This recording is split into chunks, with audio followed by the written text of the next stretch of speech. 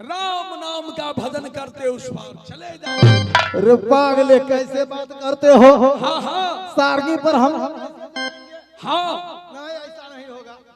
मतलब ऐसा नहीं हो सकता है। कैसे हम सारंगी पर कैसे जाऊंगा? अरे इतना बड़ा हमारा सारंगी है, हम दोनों जोड़ी 6 गज चौड़ा लंबा गज हार थर। भाई जबरंदल, ये मैया गंगा की कृपा है ना, ऐसा नहीं हो सकता है। जैसे माँ गंगा ने कही है वैसा मैं करूंगा। घबराओ मत, कुछ नहीं होगा। तुम्हें भय लग रहा है कि मैं डूब जाऊंगा? मैं डूब जाऊंगा, मैं समझता हूँ।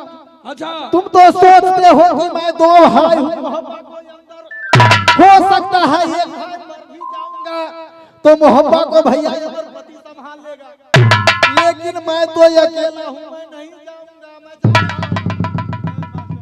नहीं देवा, तुम इस समय इस हाल में मुझे छोड़कर नहीं जा सकता। तुम याद करो क्या याद? जिस दिन तेरा मेरा दोस्ती लगा है, तू मेरा साथ वादा किया है। वादा तो किया था। साथ मरूंगा साथ जीऊंगा। तुम उस दिन का बात याद करो देवनंदन। से चैतता बैसखमा के जोरी या बचुर सीताला के दिन मारे दोस्तबा।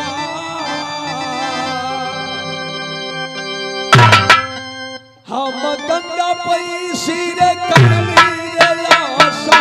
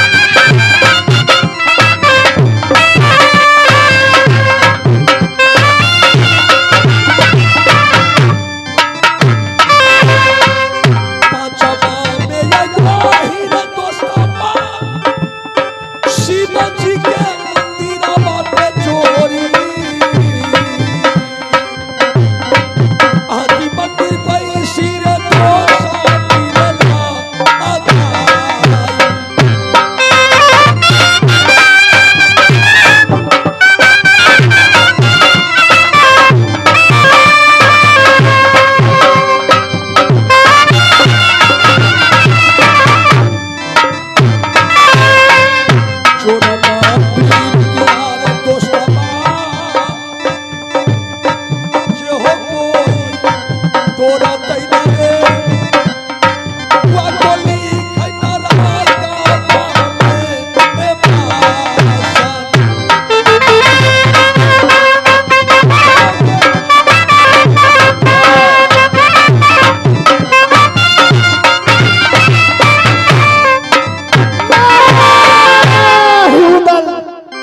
नहीं, अब मैं तुझे छोड़कर नहीं जा सकता। मुझे सीना फटा जा रहा है उदल। चलो अब चलो, मैं तेरा साथ जाने के लिए तैयार हूँ। चलो मैं तैयार। जो नहीं मित्र दुखी हो ही दुखारी, अति नहीं पिलो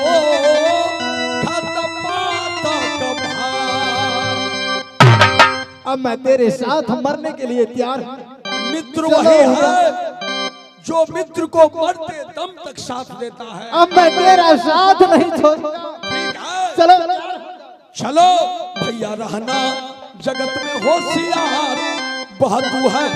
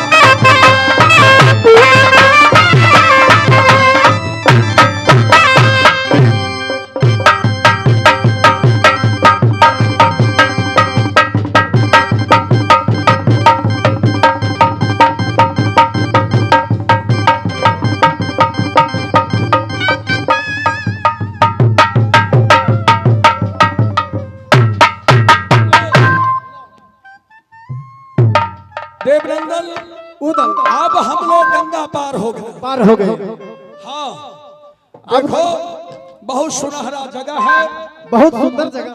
सवेर होने जा रहा है, इसी घाट पर स्नान कर लो। हाँ। थोड़ा देर भगवान को भजन कर लो। जैसे रामायण की प्रसंग है, यही कली कर्मा न धर्म विवेकु, राम नाम अविलंबन ये। इसका मतलब क्या भैया देवा उदल? इस कलयुग में मानव भगवान को भजन करने से इस भवसागर से पार हो जाएगा। ऐसा होता है। इसलिए थोड़ा देर यहाँ भजन करो, इसके बाद आगे बढ़ेंगे। सुमिरन कर ले मेरो मना, बीते उमर हरि भगत बिना।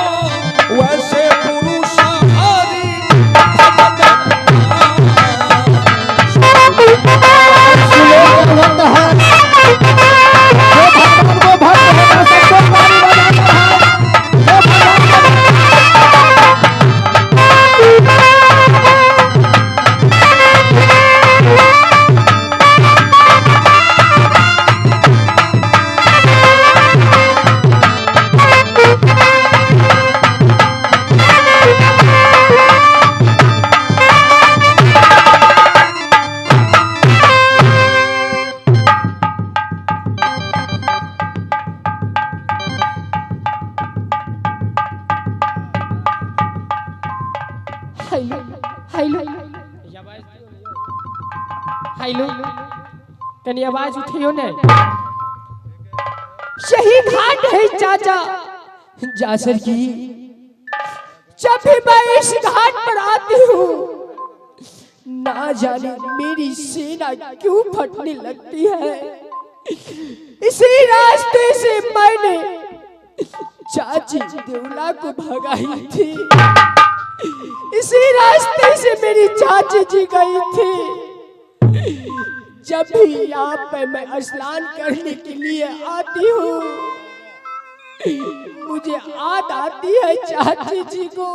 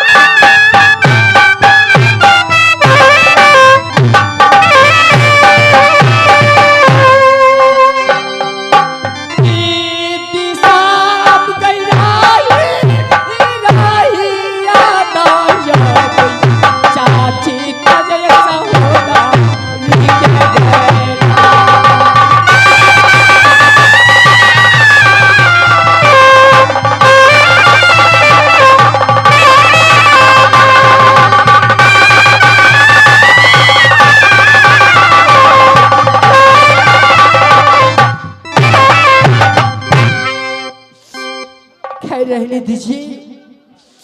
जब धर्म का बेर होगी जरूर मैं मिलूंगी। मैं इस समय जा रही हूँ स्नान करके भाभी को साथ चली जाऊंगी। मैं स्नान करने के लिए चलती हूँ।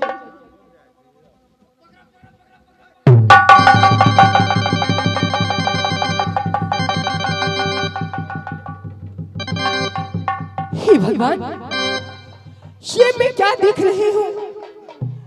इस नदी किनारे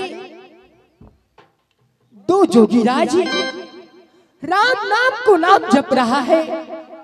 हे भगवान, आज तो मैं इन दोनों जोगीराज को दर्शन पाकर धन्य हो गई, लेकिन मैं इनसे कैसे मिलूं, इनसे कैसे बातचीत करूं? ये तो भगवान को ध्यान में लगी है। खैर कोई बात नहीं, यहाँ तो जोगीराज है, मैं इसे जगा कर जरूर इनसे कुछ बातचीत करूंगी। मैं इन समय इन जोगीराज को ध्यान तोड़ती हूँ।